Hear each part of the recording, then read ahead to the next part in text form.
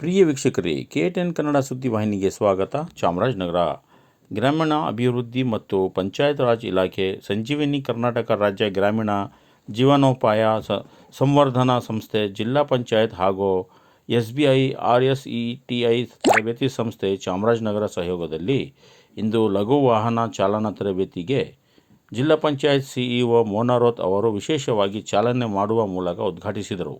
ತಾಲೂಕಿನ ಮಾದಾಪುರ ಗ್ರಾಮದಲ್ಲಿರುವ SBI RSETI ತರಬೇತಿ ಸಂಸ್ಥೆಯಲ್ಲಿ ಯೋಜನೆಗೊಂಡಿದ್ದ ಕಾರ್ಯಕ್ರಮವನ್ನು ಉದ್ದೇಶಿಸಿ ಮಾತನಾಡಿದ ಅವರು, ಡ್ರೈವಿಂಗ್ ತರಬೇತಿ ಪಡೆದುಕೊಂಡು ಸ್ವಯಂ ಉದ್ಯೋಗಕ್ಕಾಗಿ ಆದ್ಯತೆ ನೀಡಬೇಕು ಮತ್ತು ಸ್ವಾವಲಂಬನ ಜೀವನ ನಡೆಸಬೇಕು ಎಂದು ಸಲಹೆ ನೀಡಿದರು. ಗ್ರಾಮ ಪಂಚಾಯತಿಗಳಲ್ಲಿ ಘನತ್ಯಾಜ್ಯ ವಿಲೇವಾರಿ ಕಾರ್ಯಕ್ರಮದಡಿ ಮನೆಗಳಿಗೆ ಕಸವನ್ನು ಸಂಗ್ರಹಿಸಿ ಆದಾಯ ಉತ್ಪನ್ನವಾಗುವ ನಿಟ್ಟಿನಲ್ಲಿ ಕಾರ್ಯಕ್ರಮವನ್ನು ಅನುಷ್ಠಾನ ಮಾಡಿ ಸ್ವಸಹಾಯ ಸಂಘದ ಮಹಿಳೆಯರು ಆರ್ಥಿಕವಾಗಿ ಸಬಲೀಕರಣ ಆಗಬೇಕು ಎಂದು ಸಲಹೆ ನೀಡಿದರು.